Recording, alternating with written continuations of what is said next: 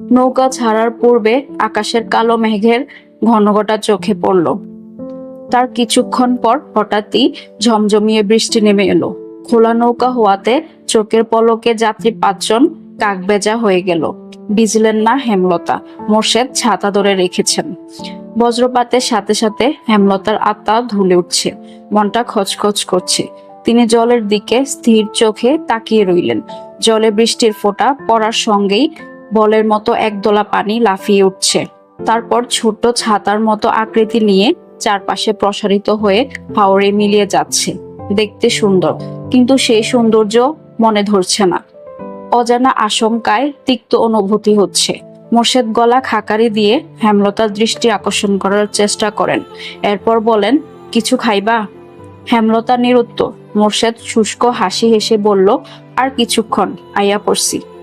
হেমলতা কিছুটি বললেন না, নিরুত্তরেই বসে রইলেন। বৃষ্টির স্পর্শ নিয়ে আসা হাওরের হিমেল বাতাসের ছোঁয়া লাগছে চোখে মুখে। হাওরের ঘোর লাগা বৃষ্টি দেখতে দেখতে তন্দ্রা এসে ভর করে। হেমলতার নিকাব খুলে চোখে মুখে পানি দিয়ে তন্দ্রা কাটান। এরপর ক্লান্ত চোখ দুটি মেলে তাকান মোর্শেদের দিকে। মোর্শেদের হাতে হাত রেখে বলেন, আমার এত খারাপ লাগছে কেন? বুক পোড়া কষ্ট হচ্ছে। মোর্শেদ হেমলতার কণ্ঠ শুনে সহসা উত্তর দিতে পারলেন না। চিত্ত ব্যথায় ভরে উঠল। কিছু সময় অতিবাহিত হওয়ার পর আশ্বস্ত করে বললেন, আয়া পড়ছি তো, ওই যে বাজারের ঘাট দেখা যাইতেছে। হেমলতা মোর্শেদের হাত ছেড়ে দূরে তাকান। অলন্দপুরের বাজারটা ছোট পিঁপড়ার মতো দেখাচ্ছে। নৌকাটা বারবার দুলছে, চারদিকে ঝড় বইছে, মনেও তো বইছে। তিনি নিজেকে শান্ত করতে করতে চোখ বুজে বার কয়েক প্রাণ ভরে নিঃশ্বাস নেন। ব্যথাতুর মন আর্তনাদ করে শুধু জানতে চাইল, আমার মেয়েগুলো কেমন আছে। রিনা চুল এত শক্ত করে ধরেছে যে পদ্মজার সারা শরীর ব্যথায় বিষিয়ে উঠেছে। পদ্মজা আকুতি করেও ছাড়া পাচ্ছে না। পূর্ণা প্রেমা খামছে ধরে রেখেছে পদ্মজাকে। কিছুতেই তারা বোনকে ছাড়বে না। আমির ক্রোধে চিৎকার করে উঠল, কামরুল চাচা, এটা ঠিক হচ্ছে না। মেয়েগুলোর অভিশাপে পুড়ে যাবেন। আমিরের উৎকট উত্তেজনায় ক্ষণকালের জন্য কামরুল হতবুদ্ধি হয়ে গেল। রমিজ আলী কামরুলের নরম নিঃশব্দ ভয়ার্ত মুখের দিকে চেয়ে ভেতরে ভেতরে উদ্বিগ্ন হয়ে তাচ্ছিল্যের ভঙ্গিতে বলল, বেশ্যাদের সাপে কেউ পড়ে না। জলিল প্রেমাকে সরিয়ে নিয়েছে। প্রেমার কান্না শোনা যাচ্ছে। বড় আপা করে গলা ফাটিয়ে কাঁদছে। সঈদ অনেক টেনেও পূর্ণাকে সরাতে পারল না। তাই অন্ধকারের সুযোগ নিয়ে পূর্ণার বুকে নোংরা হাতের দাগ বসিয়ে দিল। পূর্ণা এমন ঘটনার জন্য মোটেও প্রস্তুত ছিল না। কোনো মেয়েই এমন নিচু ঘটনার সাক্ষী হতে চায় না। আকস্মাৎ এই ঘটনা কাটিয়ে ওঠার পূর্বেই একটা শক্ত হাত পায়জামার ফিতা টেনে ধরল। পূর্ণার পায়ের তলায় মাটি সরে গেল। ভয়ে গলা ফাটিয়ে চিৎকার করে উঠল, আপা, আপা। পূর্ণার আর্তনাদ পদ্মজার মস্তিষ্ক প্রখর করে তুলল। পদ্মজা মুখ তুলে পূর্ণার দিকে তাকালো। তার চেয়ে কয়েক ইঞ্চি দূরে পূর্ণা। পদ্মজার এক হাতে শক্ত করে ধরে রেখেছে সে। কাছে আসতে পারছে না সঈদের জন্য। পূর্ণার কান্না দেখে পদ্মজা আতঙ্কে নীল হয়ে গেল। চারদিকে কোলাহল, গালি দিচ্ছে মা বাপ তুলে। কেউ বলছে না মেয়েটা ভালো, এরকম করতেই পারে না। পূর্ণা চেঁচিয়ে যাচ্ছে, কেঁদে মাকে ডাকছে। পদ্মজা এক দৃষ্টে মানুষগুলোর দিকে তাকিয়ে রইল। মানুষ এরকম কেন হয়?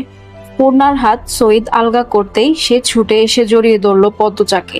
তার পুরো শরীর কাঁপছে। হৃৎপিণ্ড এত জোরে চলছে যে অনুভব করা যাচ্ছে। পূর্ণা কাঁদতে কাঁদতে বলল, আপা, কেন মেয়ে হলাম আপা? এত কষ্ট হচ্ছে আপা। পদ্মজার দু চোখ বেয়ে টুপ করে 2 ফোঁটা জল পড়ে। এক হাতে শক্ত করে পূর্ণাকে বুকের সাথে চেপে ধরল। রমিজের উস্কানিতে কামরুল গলা উঁচিয়ে বলল, নটিরে বান সঈদ। পূর্ণার কানে কথাটা আসতেই সে আরো জোরে পদ্মজাকে জড়িয়ে ধরল। পদ্মজা ঠান্ডা সরে বলল, পূর্ণা, ছেড়ে দে আমায়। রিনা পদ্মজার চুল ধরে টেনে নিয়ে যেতে চাইলেও পদ্মজা জায়গা থেকে এক চুলও নড়ল না, ঠায় দাঁড়িয়ে রইল। পূর্ণাকে ফিসফিসিয়ে বলল, বেঁচে থাকলে সব উসুল হবে, ছেড়ে দে। পদ্মজার কণ্ঠে কি যেন ছিল, পূর্ণা সাথে সাথে শান্ত হয়ে গেল। চোখ তুলে পদ্মজার দিকে তাকালো। পদ্মজার গাল বেয়ে রক্ত ঝরছে। সৈয়দ পূর্ণাকে নিতে আসলে পদ্মজা একটা দুঃসাহসিক কাজ করে বসলো। সৈয়দের অন্ডকোষ বরাবর লাথি বসিয়ে দিল। সৈয়দ মাগো বলে কুকিয়ে উঠল। জলিল সহ উপস্থিত তিনজন তেড়ে আসলো পদ্মজার দিকে। পূর্ণাকে ধাক্কা দিয়ে ছুঁড়ে ফেললো দূরে। অশ্রাব্য গালি দিতে দিতে কেউ পদ্মজাকে থাপ্পড় দিল, কেউ বা দিল লাথি। দু তিনজন গ্রামবাসীর মনে মায়া উদয় হলো। ছুটে আসলো পদ্মজাকে বাঁচাতে। প্রান্ত ভয়ে চুপসে গিয়েছিল। পদ্মজাকে কাদায় ফেলে মারতে দেখে দৌড়ে আসে। জলিলের হাতে শরীরের সব শক্তি দিয়ে কামড় দিল। জলিল প্রান্তের কান বরাবর থাপ্পড় বসাতেই প্রান্তের মাথা ভন ভন করে উঠল। পরিস্থিতি বিগড়ে যেতে দেখে কামরুল হতবুদ্ধি হয়ে পড়েন। মনে মনে বেশ ভয় পান। কেশে গলা পরিষ্কার করে 2 হাত তুলে চেঁচিয়ে বললেন, তোমরা থামো, এটা কি করতাছো? থামো কইতাছি, সবাই সইরা আসো, থামো। সবকিছু থেমে গেল। পদ্মজা কাচুমাচু হয়ে পড়ে রইল কাদায়। নিঃশ্বাস নিতে কষ্ট হচ্ছে। নাভির নিচে একটা লাথি পড়েছে বেশ জোরে। চোখ বুজে রেখেছে। 2 হাত বুকের উপর। লম্বা চুল কাদায় মেখে ছড়িয়ে আছে আশেপাশে। যন্ত্রণায় যেন পাঁজরগুলো মরমর করে ভেঙে যাচ্ছে। পূর্ণা জ্বরের তোপে জ্ঞান হারিয়েছে। হেমলতার মা মঞ্জুরা বাড়িতে ঢুকে পদ্মজাকে এভাবে পড়ে থাকতে দেখে আটকে উঠলেন। দৌড়ে এসে পদ্মজাকে তুলতে চাইলে কামরুল হুঙ্কার ছাড়েন, এই ছেড়িরে দরন যাইব না, যান এনথেইকা। মঞ্জুরা পদ্মজার কামিজ ঠিক করে দিলেন। এরপর 2 জন লোককে নিয়ে পূর্ণাকে তুলে ঘরে নিয়ে গেলেন। মঞ্জুরার বুক কাঁপছে হেমলতার ভয়ে। হেমলতা বারবার বলেছিল 2 দিন তার মেয়েদের চোখের আড়াল না করতে, আর তিনি একা বাড়িতেই ছেড়ে দিয়েছেন। ইচ্ছে হচ্ছে এক ছুটে কোথাও পালিয়ে যেতে। হিমেল নাক টেনে টেনে কাঁদছে। জপ করছে হেমলতার নাম। মঞ্জুরা রেগে ধমক দেন, আহ থামতো। বাপের বাড়িতে কাউকে না পেয়ে হেমলতা চিন্তায় পড়েন। মোর্শেদ বললেন, আমরার বাড়িত গিয়া বইয়া রইছে মনে হয়, আও বাড়িত যাই। হেমলতা মিনমিনে গলায় বললেন, তাই হবে। 2 জন হেঁটে বাড়ির রাস্তায় ওঠে। তখন পাশ কেটে একজন মহিলা হেঁটে যায়। কিছুটা হাঁটার পর মোর্শেদের খটকা লাগলো। তিনি ঘাড় ঘুরিয়ে তাকান। মহিলাটি অনেক দূর অবধি চলে গিয়েছে। মহিলার অবয়ব দেখে মোর্শেদের বাসন্তীর কথা মনে হলো। মনে মনে আওড়ান, বাসন্তী আইছে।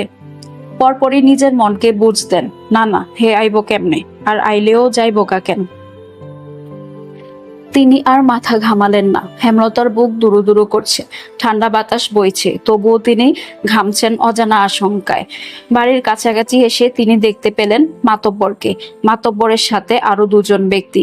এছাড়া বাড়ির সামনে মানুষের ভিড়ও দেখা যাচ্ছে। হেমলতার হৃৎপিণ্ড যেন থমকে গেল। মেরুদণ্ড বয়ে বরফের ন্যায় ঠান্ডা কিছু একটা ছুটে গেল। তিনি নিঃশ্বাস বন্ধ রেখে ছুটতে থাকেন। পিছলা খেয়ে পড়ে যেতে গিয়েও নিজেকে সামলে নেন। হেমলতার দৌড় দেখে মোর্শেদ অবাক হন। প্রশ্ন করেন, তুমি দৌড়তাছো কেন? হেমলতা প্রশ্নটি শুনলেন না। নিকাব বাতাসের ধমকে উড়ে পড়ল দূরে। তিনি ভিড় ঠেলে বাড়িতে ঢুকেন। কোলাহল বেড়ে গেল। এত ভিড়ের মাঝে একটা মেয়েকে পড়ে থাকতে দেখে তিনি অবাক হন। অন্ধকারে মেয়েটিকে চিনতে বেশ অসুবিধা হচ্ছে। তিনি আঙ্গুল তুলে বিড়বিড় করেন, মেয়েটাকে। হেমলতার প্রশ্ন কারো কান অবধি গেল না। কোথা থেকে একটি আলো এসে পড়ল পদ্মজার সাথে সাথে হেমলতার চক্ষুদ্বয়ের সামনে পদ্মজার কাদা রক্তে মাখা মুখ ভেসে উঠল। হেমলতা গগন কাঁপিয়ে আত্মচিৎকার করে উঠলেন। পদ্মজার বুক ধড়াস করে উঠল, অস্তিত্ব কেঁপে উঠল। আম্মা এসেছে, তার পৃথিবী, তার শক্তি। পদ্মজা দুর্বল 2 হাতে ভর করে উঠে বসার চেষ্টা করলো, পারল না। ভাঙ্গা গলায় জোর দিয়ে শুধু ডাকলো, আম্মা। হেমলতার পৃথিবী থমকে গিয়েছে। বিধ্বস্ত, পর্দাহীন, কাদা রক্ত মাখা পদ্মজাকে দেখে বিশ্বাস হচ্ছে না এটা তার মেয়ে। তিনি দ্রুত নিজের বোরখা খুলে পদ্মজাকে ঢেকে বুকের সাথে জড়িয়ে ধরেন। অসহনীয় যন্ত্রণায় যেন কলিজা বেরিয়ে আসছে তার। তার সোনার কন্যার এই কি রূপ! কে করলো? কাপা কণ্ঠে বললেন, পদ্ম, আমার পদ্ম। হেমলতার মুখে মাথা রেখে পদ্মজা হাউমাউ করে কেঁদে উঠল। বলল, আম্মা। হেমলতা পদ্মজাকে আরো জোরে চেপে ধরেন বুকের সাথে। দৃষ্টি অস্থির, বুক হাপড়ের মতো উঠানামা করছে। মোর্শেদ বাড়িতে ঢুকে উঁচু গলায় বললেন, এইখানে এত মানুষ কেন? মাতব্বর মিয়া, আপনি এইখানে কেন? কি হইছে? প্রান্তপ্রেমা দৌড়ে এসে মোর্শেদকে জড়িয়ে ধরল। দুজন ভয়ে কাঁদছে, কিন্তু কান্নার শব্দ হচ্ছে না। মোর্শেদ বিস্ময়ে কিংকর্তব্য বিমূঢ়। মাতব্বর মজিদ গম্ভীর কণ্ঠে কামরুলকে প্রশ্ন করেন, মেয়েটার এই অবস্থা কারা করেছে? কামরুল মাথা নিচু করে রয়েছেন। মিনমিনে গলায় বললেন, আমি সেরিডারে মারতে কই নাই। জলিল, সৈয়দ আর মঞ্জুর ছেড়ায় নিজ ইচ্ছায় মারছে। আপনি আটকালেন না? আটকাইছি বইলেই মায়াডা বাইসা আছে, আর এমন নটিদের বাঁচার অধিকার নাই।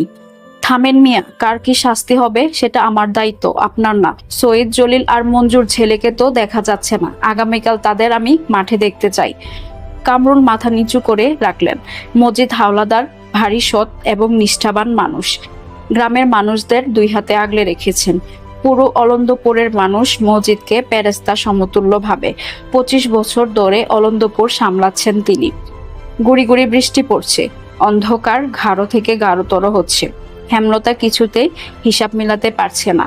অনেক বছর আগের ঘটনা আর এই ঘটনা হুবহু একরকম কি করে হলো। তিনি নিজের ভেতর একটা হিংস্র পশুর উপস্থিতি অনুভব করছেন। কামরুলের মুখ থেকে শোনা 3টা নাম মস্তিষ্কে নাড়া দিচ্ছে প্রচন্ডভাবে, সৈয়দ, জলিল আর মজনুর ছেলে।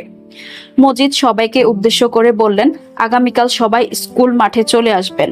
মিয়া মোর্শেদ মেয়ে নিয়া আলো ফুটতেই চলে আসবেন। এই বাড়ি পাহারায় থাকবে মদন আর আলী। আমার ছেলেকে আমি নিয়ে যাচ্ছি, ঠিক সময়ে সেও উপস্থিত থাকবে।